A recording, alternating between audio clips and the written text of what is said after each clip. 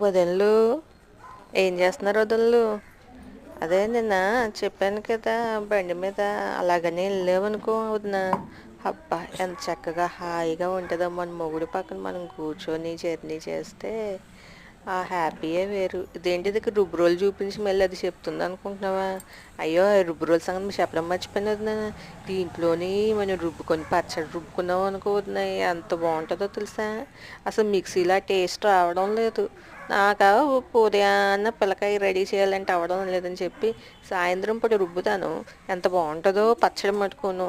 So మీలో మీ ఇంటి దగ్గర ఉన్నదా ఉంటే ట్రై చేయి. ఆ పచ్చళ్ళు, రోటి పచ్చళ్ళు కూడా ఒంటికి ఆరోగ్యానికి చాలా మంచిదట.